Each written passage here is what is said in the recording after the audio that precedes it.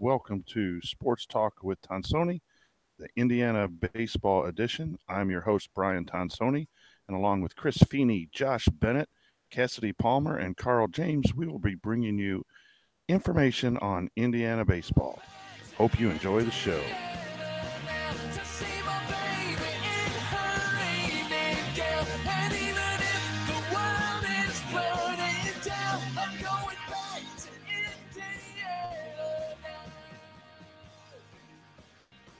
Hello, everyone, and welcome to another edition of Talking Hoosier Baseball. I'm your host, Brian Tonsoni, and today's show, we'd like to start off. A week ago, we had the privilege to interview Mr. Bart Kaufman. We were able to learn a lot about Indiana baseball and the man who helped build the stadium that we love to watch baseball in. Talking Hoosier Baseball and IUBase.com are extremely thankful for the support that Mr. Kaufman has shown towards this podcast. Thanks to his generosity, we will be upgrading our audio production quality in the near future. And for that, we say thank you, Mr. Kaufman. So that leads us to what happened this week. Not the best week in Indiana baseball. A 3-game series on the road at Minnesota. Game 1, Indiana loses to Minnesota 4-1. The 1 run due to a Matt Lloyd home run. On Saturday, Indiana loses Game 2, 9-1. Luke Miller drives in the lone run. On Sunday, the bats come alive, especially Matt Gorski and Matt Lloyd. However, the bullpen was unable to hold the lead, gave up 3 solo home runs in the 8th, and lost the game in the 10th, 7-6. So the Hoosiers, for the first time, have a losing week, bringing their overall record to 31-13 and 9-8 in the Big Ten, and 7th in the Big Ten. So even in a tough week, though, we are going to turn to the man, the myth, the legend, and to see where the Limo hats go.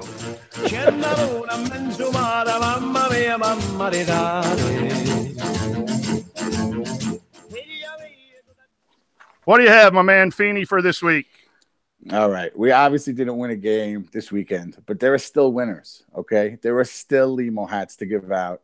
There were still performances that were Limo hat worthy, and they're still going to win their Limo hats. You can't win every weekend. You can't win every game. But this one, I'm really happy that he had a big weekend, because this really could have been his 3rd Limo hat for offensive performance. One got taken away because of a ball on the roof, I believe. One got taken away by a freshman walk-off home run. And again, this could be his 3rd, but instead it's his 1st. Matt Gorski is going to get the offensive Limo hat of the week, the Alex Dickerson namesake award. Then for pitcher of the week, we're going to give it to Timmy Herron. He was able to get the ball to the bullpen with the lead. I understand what happened after that, but Tim pitched well. He, let's see, I got it here. 6 innings, just the 3 runs, 4 Ks, and he got the ball to the back end of the bullpen, which is what we want anytime a starter takes the mound. So Tim is going to get the Joey Donato pitcher of the week Limo hat. And for defensive, I couldn't really find standout web gems, so to speak. So for just an overall good weekend, solid, consistent play at shortstop, Jeremy Houston's going to get the defensive player of the week Limo hat. Consistency is important. Make the plays you're supposed to make. You know, that doesn't always happen in college ball, right? But Jeremy made them all, and we're going to give it to him for the defensive player of the week. And despite the way we played, there were some good moments there. And I think Jeremy Houston is a great pick, Chris, because he's bounced back and has really played some solid and the key word that you mentioned, consistent play at shortstop, deserving of a Limo hat.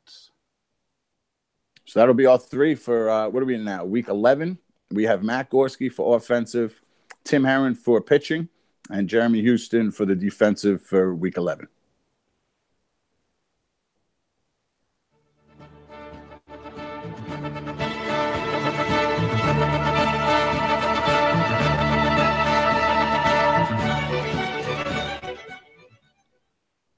And this week, we are going to have the same information. We're going to try to organize it just a little bit differently. When you lose 7 of your last 9 games and are 5-7 in the last 3 weeks. A lot of people might have some concerns about this Indiana baseball team and the rut that they're currently in. We're going to discuss some of those concerns at this moment.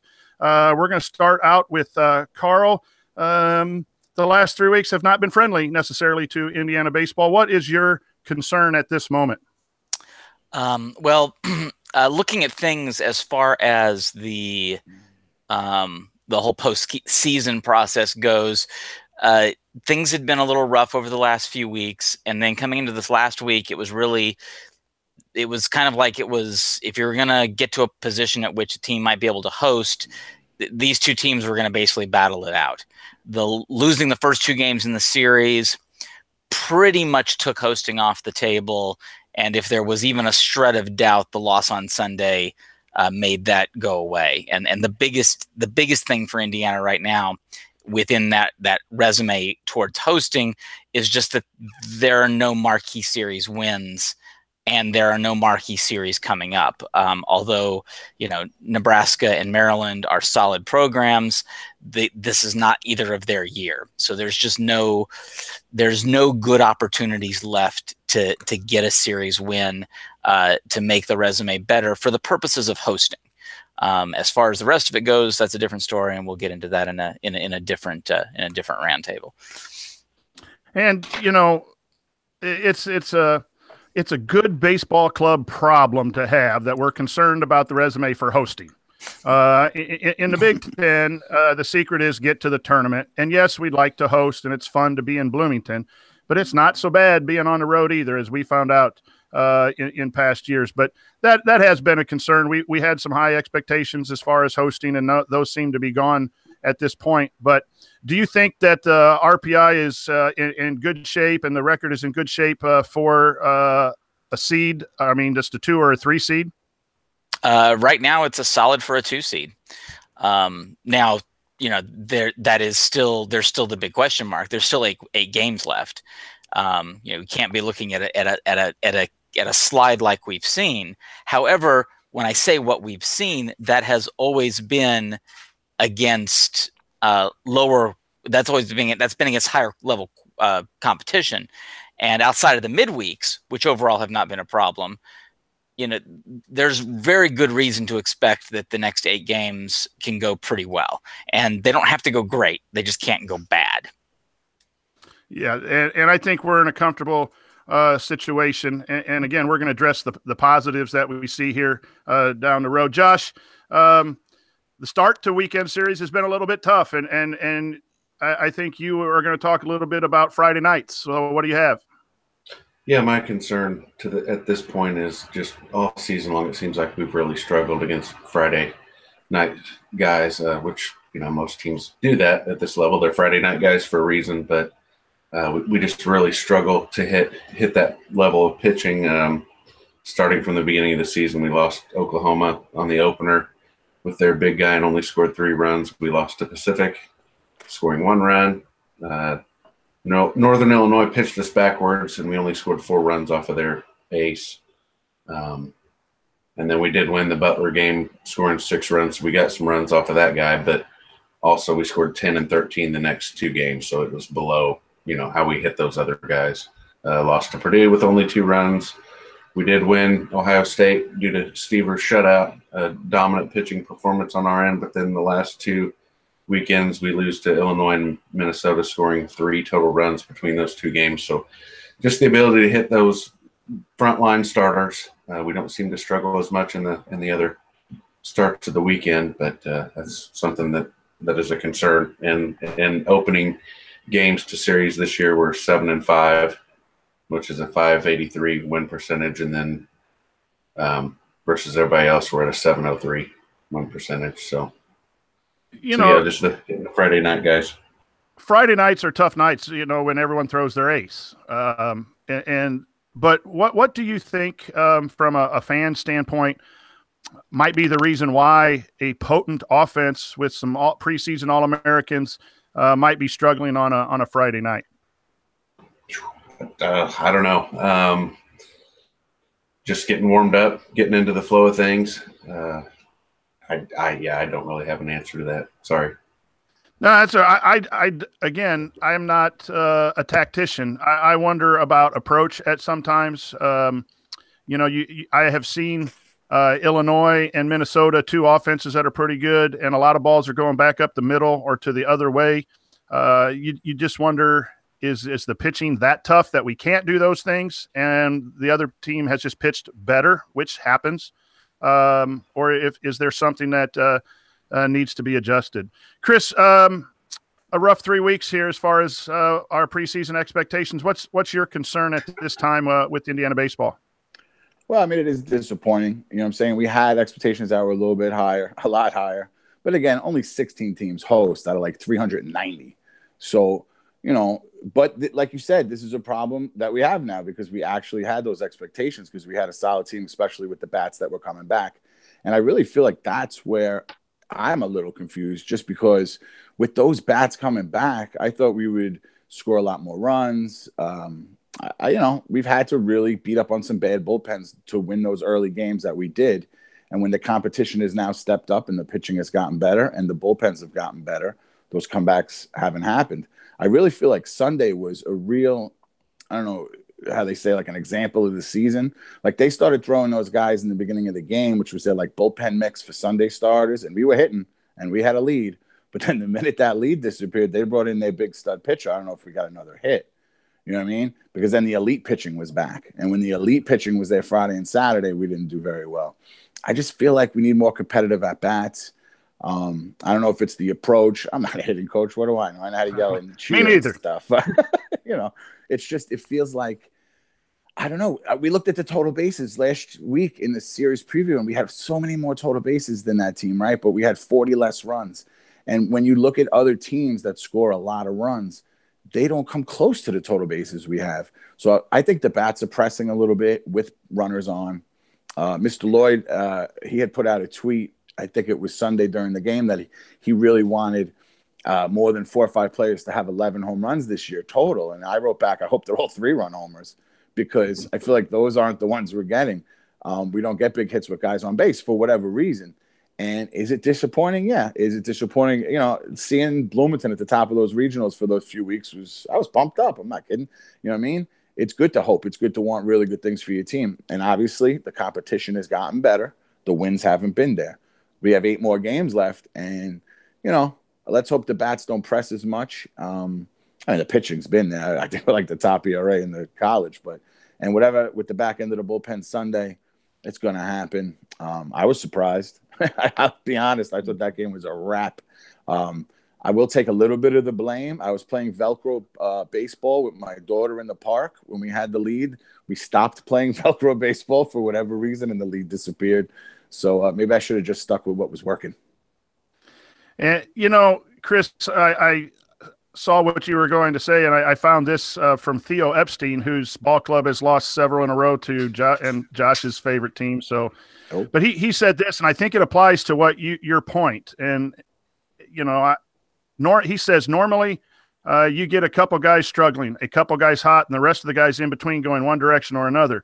Right now, the Cubs, we've got almost everybody struggling, and when that happens, and the way it happened to us, a lot of soft contact and not walking and not getting on base, it can be painful to watch. Look, I think every reasonable look at it, you remind yourself these guys are going to come out of it. Rizzo is going to be Rizzo. Contreras is going to be Contreras, and so on. We're due for some positive regression at some point. These guys are grinding away, trying to get there, and it's natural that you press, especially when everyone else is struggling around you. There's a lot of pressing. That's what you see with our at-bats right now, but will come of it. And fellas and listeners, you heard it from Chris Feeney. He's a lot cheaper to deal with than Theo Epstein. But Feeney is absolutely correct there with the idea that in the last 3 weeks we just started pressing a little bit, and I think again, not being hitting coaches, the approach or whatever, it's just been struggling. So it happens quite a bit. The spark plug has gone a little bit as well. As big and high as I was on Superman, a lot of it seems to relate a little bit to Kalita's struggles at the plate. He really sparked this team. You know what I'm saying? If you look at when his performance went down a bit, which it was gonna, there's nobody was gonna stay that hot. But I think he really covered for some of the mistakes or some of the pressing that was going on in other parts of the lineup. Him and Gorski were really covering for some of that. And now Kalita has hit his cold stretch, which everybody does. And I think that the other parts of the lineup have really have really stand out a little bit more. I think Ryan Feynman's getting a little bit tired. He might need a little bit of a break. But there's still, I mean, come on. We got 31-12 or whatever we are. So things could be absolutely worse. I expect hopefully we can stop pressing and start get some of those runners that we've been getting on and get them home and let's go road tripping, man. I'll road trip for the playoffs. Let's do it. I hear you. Cass, your concern at this time with where we've been here the last 3 weeks. Yeah, so the thing that's stood out to me the last few weeks have been the balls that we've hit. In addition to the strikeouts, that's always my big thing. But for the season as a whole, the team is 31% of the plate appearances have been ground balls of some kind. 70% of those have been, and 51% of plate appearances were either ground balls or strikeouts. So not particularly productive usually. You'll get guys like Gorski, who is a wizard at those infield ground ball singles. But for the most part, those are going to be outs. During the best streak of play, which would have been from the second game against that team by the Wabash River through the first Ohio State game, 29% of plate appearances were ground balls, so a little lower than normal. But the big jump, 60% of those ground balls were out. So that's 10 percentage points. That's a big drop. And 45% of plate appearances were either ground balls or strikeouts. So that's a 6% drop. So yeah, we weren't hitting that many fewer ground balls, but they were more likely to be hits or positive in some errors, things like that. That's that weak contact that Coach Lemonis or that Chris was talking about and Theo Epstein was talking about. And then it also, I think Coach Lemonis was talking about competitive at-bats as well as Feeney mentioning that. And that could be a stat that shows that. Yeah. Well, and since the second Ohio State game, so during easily our worst stretch of play, it jumps up to 38% of plate appearances have been ground balls. So that's up 7% from the season average. 75% of those ground balls were outs. So that's also up another 5%. And 59% of plate appearances were either ground balls or strikeouts. So even during the best run of play, over half of these ground balls are outs. They're also less likely to be extra base hits. That's what we were really lacking for the most part this past weekend. We were getting, other than both Matts had a couple of really hard hits, and I think Justin Walker had one too. For the most part, it's been really weak contact. So when an opponent has a game where 64% of their hits go for extra bases, Saturday against Minnesota, hitting ground balls just ain't going to cut it. By comparison, on the season, fly balls and liners account for 30% of plate appearances and are out just 48% of the time, and that includes sac flies. So if we can get it up into the air in some way, that could help a lot over the next couple of weeks. And again, excellent information from the stat guru. And, I will just quickly add that it seems like we hit our rut right when we were playing our toughest opponents, and our toughest opponents played better. Ohio State's big guy had 2 key hits and 1-run losses, and then Minnesota was just freakishly good, hitting balls 2 inches above the dirt out of the park and everything. So, yeah, there's some concern because we haven't been winning. But as I'm reminded often in baseball.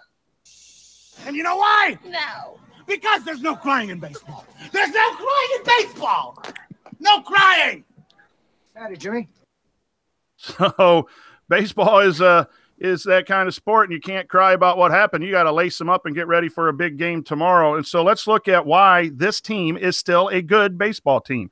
And I'll ask each one of the panelists here, what baseball stats, what ideas, what concepts, what themes you think are going to make or show that this team is still a good baseball team despite the last week. We'll go back to Cass to start out, and you've mentioned how well Matt Gorski has played. Share with us some information there about Matt. Yeah, so out of qualifying guys, he leads the team in batting average at 79. Yeah, 379 right now. But he is the only player with regular plate appearance whose stats have not gone down over the past month. To a T, every single other regular player, their stats have gone down. Gorski's have gone up. His batting average is up 31 points from 348 to 379. He hit 413 for the month of April. And so far, very, very, very early in May, he's hitting 556.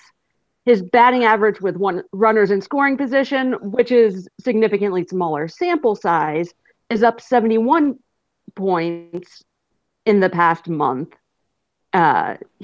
He's productive. His productive rate has gone up 2.6 percentage points. So he's productive in 49.5% of plate appearances, which is kind of nuts. He's cut his strikeout rate almost in half in the past month, from almost 14% to just over 7%. That's what he's been the past month, is that 7%. His walk rate is up over the last month at 9.3% of plate appearances. He's hitting the ball harder. 38% of his hits are going for extra bases, which is phenomenal. He's had a better approach with 2 strikes. His batting average with again, really small sample size, but his batting average with 2 strikes has gone from 264 to 435. He's seeing almost exactly the same number of pitches per plate appearance. He is Mr. Consistent for this team right now. And if he can keep this going and other guys can get the bat going again, I mean, Gorski has been fantastic. Yes, and he has been the most consistent player, and he really gets some good things. We saw him moved up to the 3-hole, which we had some discussions about might happen because of those kinds of statistics. And Matt Gorski is a reason why this team is going to win some games down the stretch. Carl, why is Indiana still a good baseball team despite the downturn for the last 3 weeks? Well, I have 3 letters, which I say a lot, which are R, P, and I. It's still very strong for an at-large bid. And a big piece of that is, last week was rough, but if you go back over the course of the season, there are no bad series losses. This team has had plenty of opportunities to lose a chunk of games to bad teams, and they've never developed. This team has come through and beat all the bad teams. And you can say, well, of course you can beat bad teams, but you look back in the recent history, the last few years, there have been some rather ugly series losses. And if you look at the rest of the NCAA, there are bad losses all over the place. And there's a reason that Indiana is still 24th in the country in RPI. And that's because when we've used the term in here that Chris coined in particular about this, which is business trips. You know, when they've been on business trips, they've been taking care of business. The teams they should beat, they do beat. They might lose one game to Pacific, but they come back and they win the series. Those kind of things were happening all year. And because of that, this team is still ahead of where it was last year. If we were at the same spot last year, we weren't talking about being comfortably a 2 seed. It was, can we squeak in as a 3 seed? So that is a step higher than what the team was looking at last year. Plus, going into both the Big Ten tournament and an NCAA regional, you look at the depth in pitching and particularly starting pitching, and you're feeling more confident about the ability to win and go deep in those situations. So with all of those things, I'm feeling pretty good. Yeah, we wanted to host. That's no longer on the table, but you push that off to the side, and hey, the team is still in a really good position. And as you look at college baseball, LSU people aren't very happy with their RPI and standing for the tournament. And I heard Vanderbilt, the Whistler, has got a little bit of a chapped lips, I think, down there in Nashville. They're not very happy with a very good baseball coach. So 31-13, where we're at in the RPI, we are still a good baseball team. And Chris, add to that, what are your thoughts on why we are still a great baseball team, good baseball team? I mean, again, we're a good baseball team. We thought we were like an elite baseball team. Okay. We thought we were one of those 16 that we're going to host. That's just what we're talking about. We're going from one of those teams to a good team. You know, I think it was the timing of everything. Call brings up that, you know, we fought back and battled back and made sure we didn't lose that Friday night to Northwestern. We didn't lose that Sunday to Pacific. All those are true. But the way you stack these losses up and when they happened, it feels like a spiral. I remember I wrote something for the website where, like, if you take 4 one-run losses and spread them out, it's not that big of a deal. But you add them together, you have a losing streak. I feel like if we would spread this 7 out of 9 out throughout the season, I wouldn't be as concerned. But to have them all happen when the competition got much better, of course I'm concerned. Let's just put it this way. I thought when the competition rose, it wasn't going to affect the winning, but it definitely has. And is it because we're pressing a little bit? I think so. But again, there's no way to really know. What I do like is, I was talking to somebody last night about this. I like that there's no more school for them. They come back off what had to be a not so happy flight back from Minnesota. But you know what? You get to clear the mechanism. Everything changes now. There's no classes. The routine, baseball is a big routine game. We all know that. But that whole routine is gone now. Everything is different. It's all about baseball. It's all about meetings. It's all about video work. It's all about the weight room, you know. And maybe that's what they needed, a little bit of a shock of the system. And I'm going to count on that. I'm really going to count on that. Playing a big rival tomorrow night certainly doesn't hurt any. You know, I'm glad we don't have directional Illinois coming in tomorrow, because it might be a little harder to get up for that game. If you can't get up for Kentucky, like, why do you wear the uniform? You know what I'm saying? No matter how you've been playing lately. And a big thing, and Carl mentioned it just now, and I really hadn't thought about this until he said it. The coaches didn't think we were a 2 seed. If you remember some interviews after the selection show with Coach Lamonis, he was nervous to get in the tournament. And we were a 2 seed. So it was like, you know, we were way in the tournament. So, yeah, your expectations affect how you feel. And that, of course, is, you know, we see the spiral. We saw the top 10 ranking. It's a good baseball team. We know that. Is it an elite team? No, we've proven we're not, okay? Because when the competition got good, we haven't won as much. But with these 8 last games, I think I've been telling people online 4-4 will get it done. I don't want to go 4-4. You know what I'm saying? I want to breeze through these. I want to win 6, 7 of them.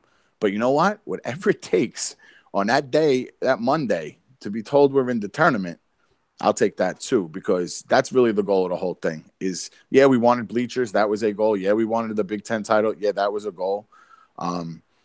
But the real goal is to get in the tournament, and you know, we got to play well these last 8. We have to get out of this little funk and make it happen. And Kentucky, Louisville, come on, you're going to get up for those games.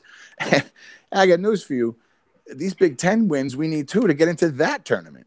So these are all big games. We got 8 big ones left. It should not take much to get up for them. And with the new system, with the new routine, I'm going to count on that to kind of shake up the system a little bit.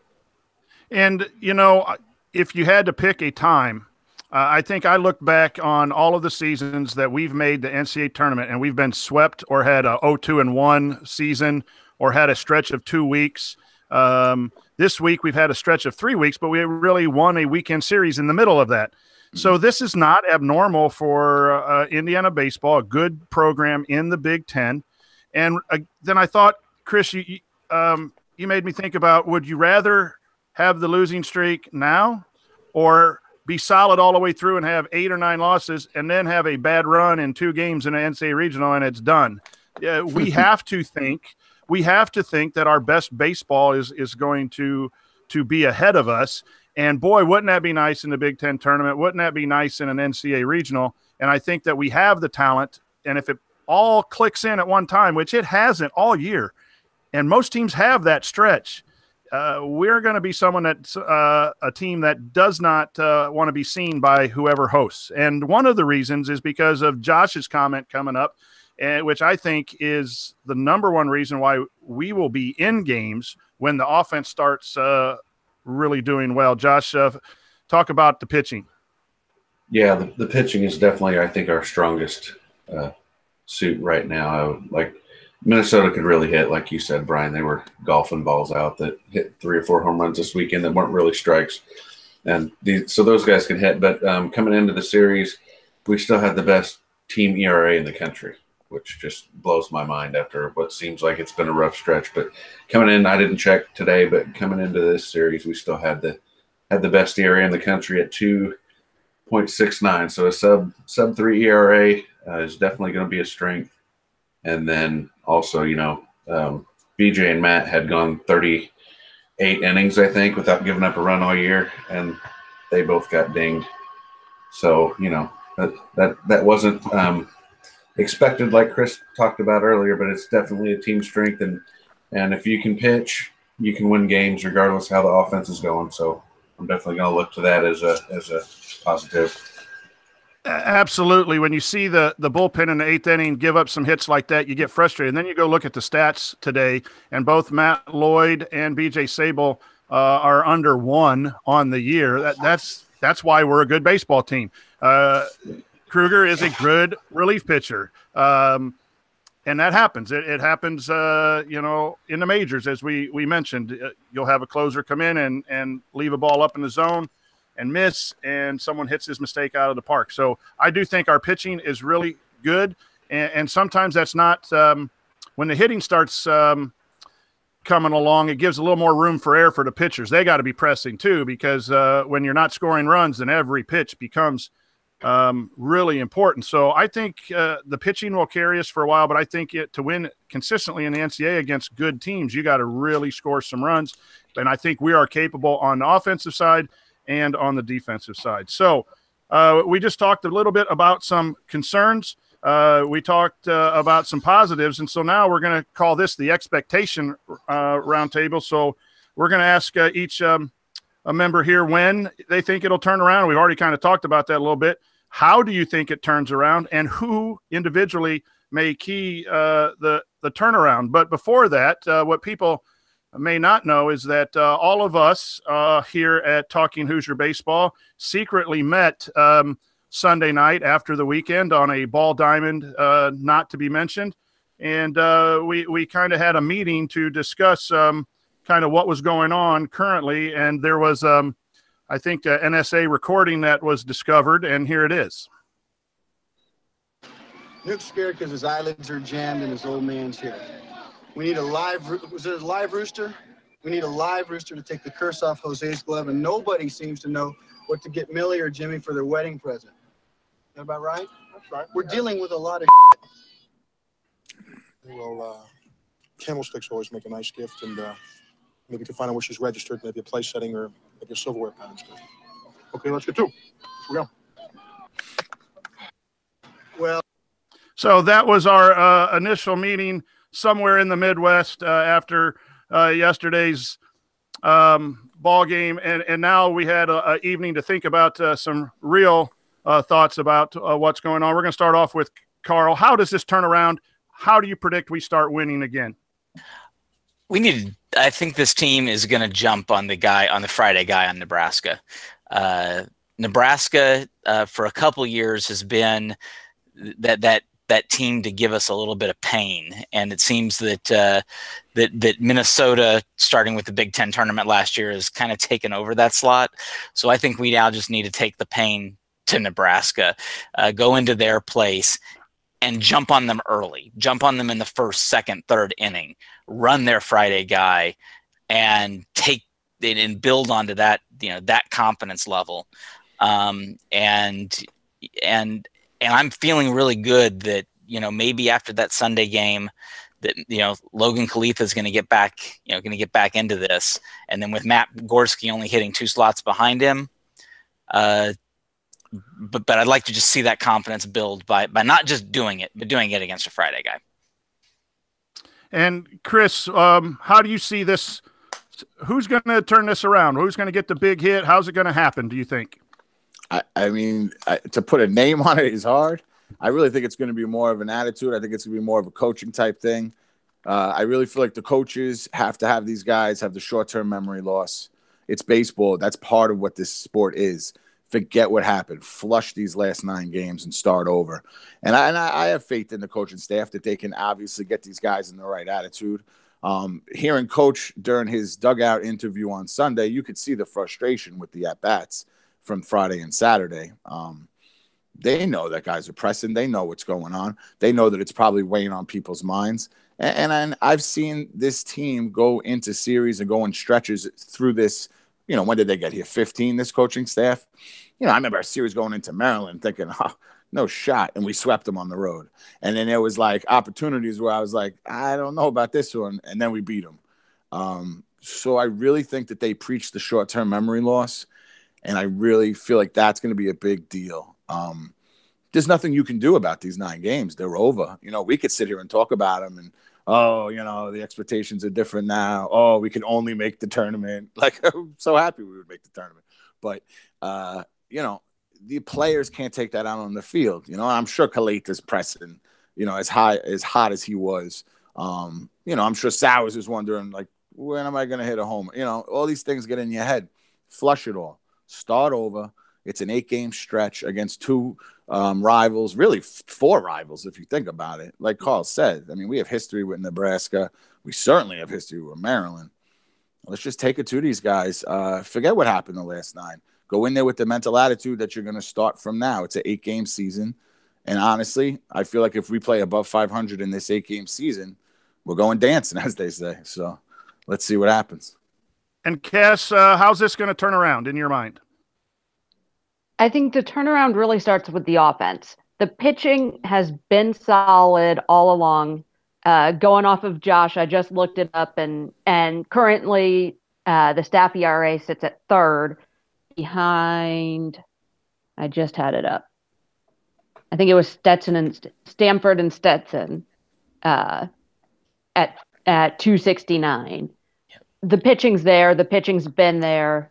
It's going to stay there. The offense is what needs to turn it around. And they started to click the last game of the Minnesota series. Was it perfect? No.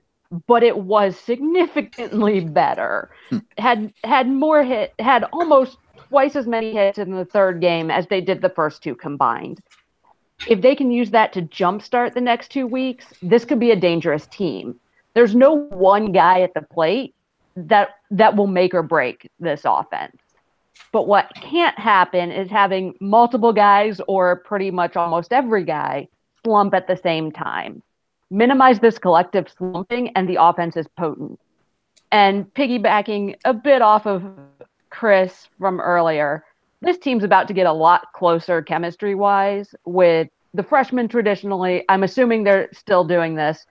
Traditionally moving out of the dorms and in with the upperclassmen.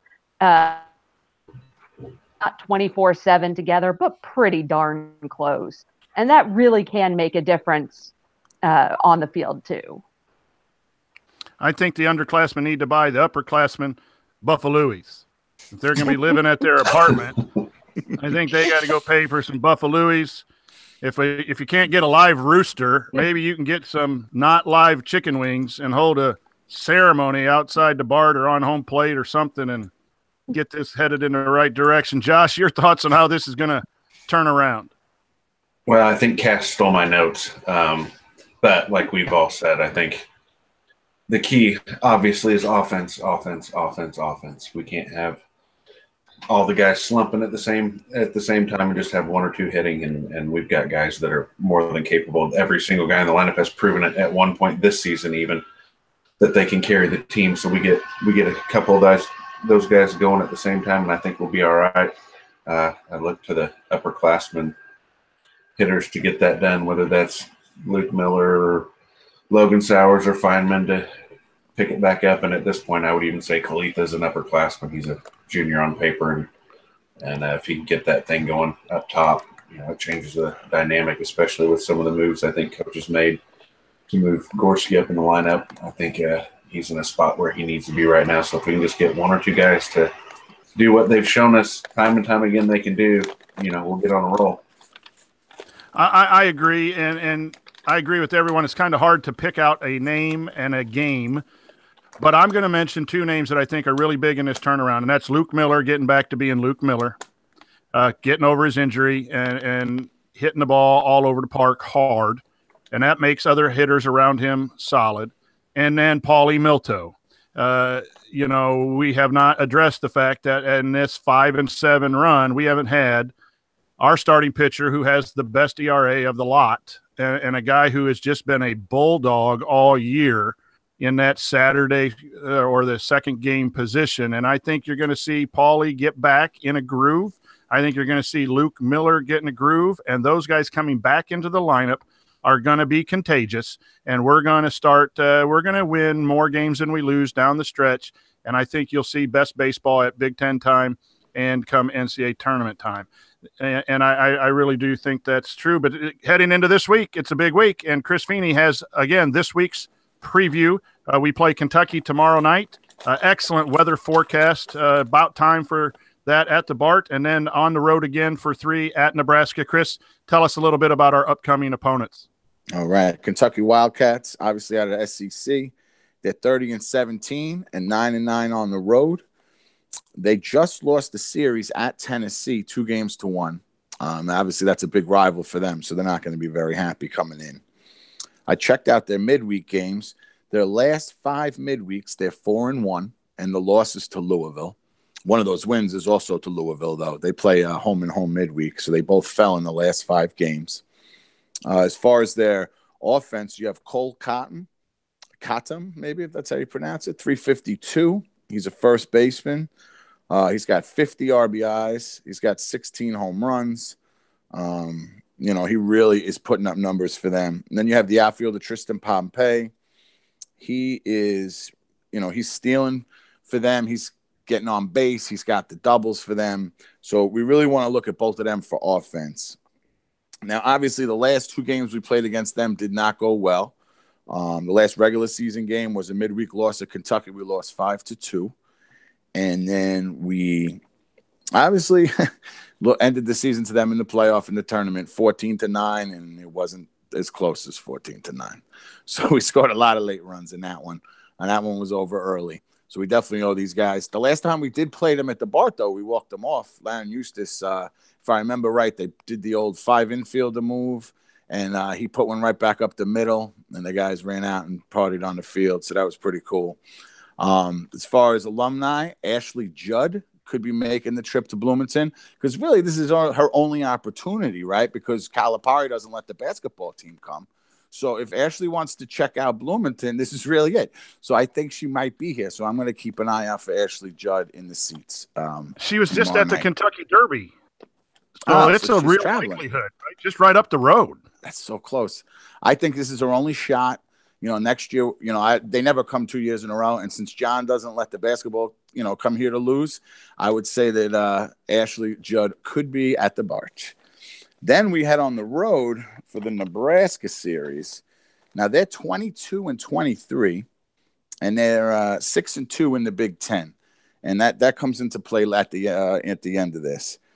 They've just won 2 out of 3 against Maryland, and before that they swept Nevada. So they've actually won 5 out of 6 games. Now they're going to play a Tuesday midweek. They're going to play a road game against Creighton, but it's not that far of a road game. But then they'll return back home. So that's going to be 9 out of 10 at home for them as they play us for the 3. Now, to look at some of their stats, Scott Schreider's hitting 387. He's got 18 bombs and 46 RBIs. I feel like I've been watching this guy play my whole life. I don't know if he's a red shirt or something.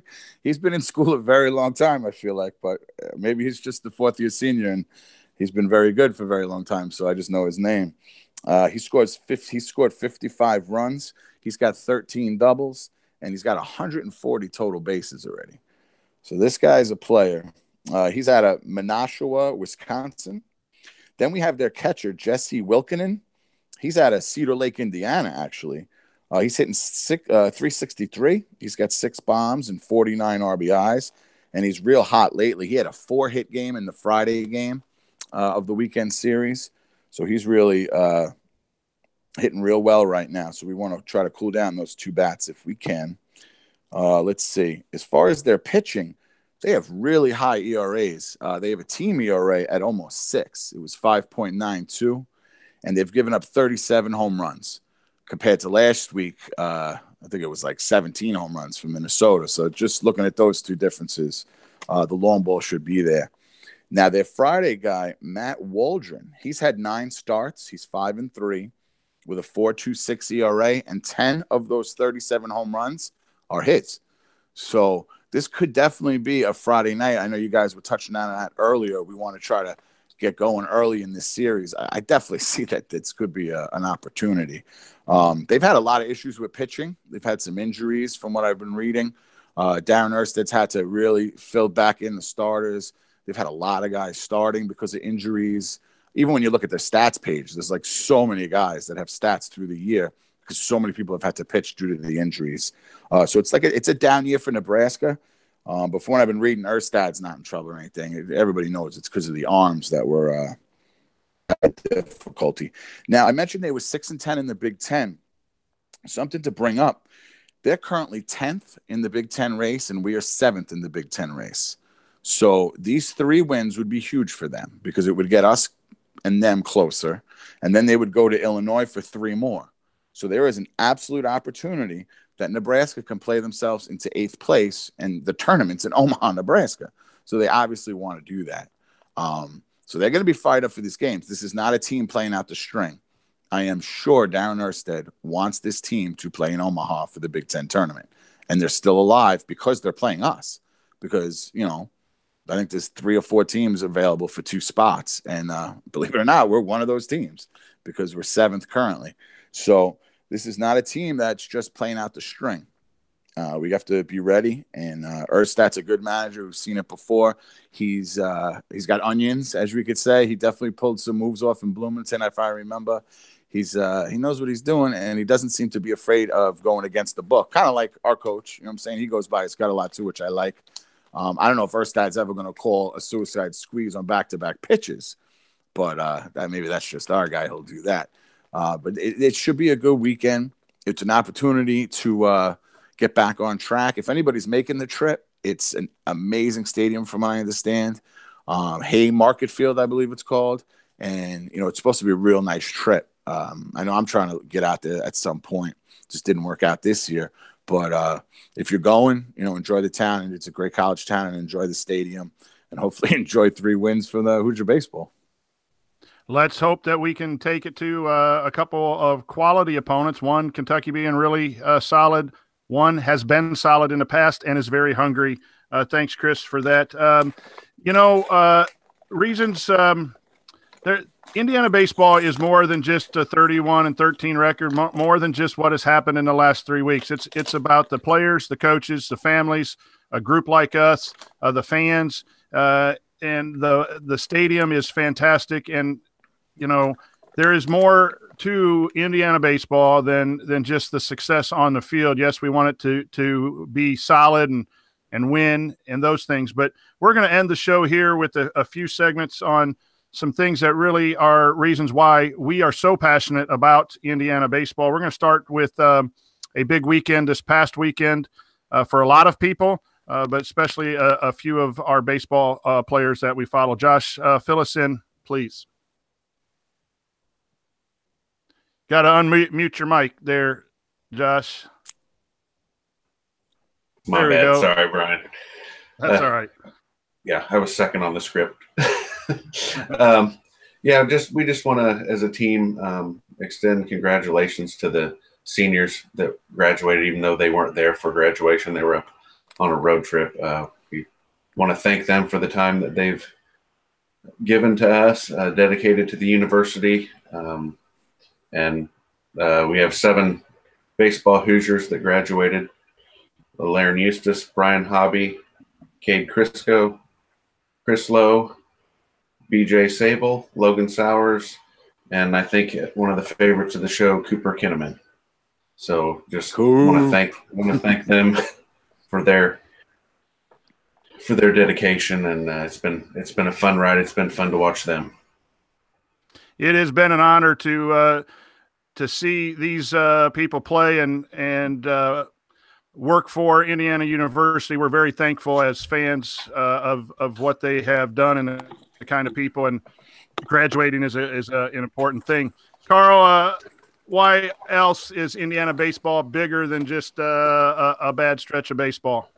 Well, in baseball, nothing is ever certain. Well, maybe except for St. Peter's, who is nursing a 75-game losing streak. But any team other than that can beat any team on any given day. Each game is an event in its own right. You know, every home game we could see a walk-off. Every at-bat could lead to a great defensive play. Some freshmen could hit their first home run. Any pitcher could go out there and throw a no-hitter. An opposing pitcher could make a pickoff move that will get Chris to yell balk that you can hear from anywhere in the BART. I would watch this team if they were 13-31 instead of 31-13, because a day at the BART is just a lot of fun. And watching baseball is every moment is its own event. Even if you take away the big picture, just enjoy what's in the moment. And I love it. And Cassie, Indiana baseball, better than 31-13, better than 5-7. Why do we love it? Why do you love it? Why should people come out to the BART tomorrow and the last weekend? Well, the first thing that came to my mind was baseball is a crazy sport. Going kind of along with what Carl was just saying. I mean, where else do you see a team that's trailing 1-4 in the bottom of the ninth of a regional battle back to 3-4 before the guy without a homer on the season, the same guy who had committed the error in the top half of that same inning that allowed Valpo to score a pair of runs, hits a walk-off home run into the bullpen? There's a magic to baseball, and this program over the last half decade or so has tapped into it. Every season had bad losses, usually quite a few, but they always seem to find a way to come together each and every year, and I have little doubt that this season will be any different. Well said. And we do have baseball at the BART. We do have warm weather. And Josh, fill us in a little bit on what's happening at the BART tomorrow. Okay, yeah, tomorrow we have the Redout, which is our rivalry game against Kentucky. Starts at 6 o'clock, and then tomorrow is May 8th, by the way. We've only got 4 games left to support these seniors and the guys that are going to be drafted. I think we probably have a chance to have some of those underclassmen go that are eligible. But then we have Maryland coming in the 17th, 18th, and 19th of this month. That's a Thursday, Friday, Saturday. It's our odd series of the year, bumped up a day.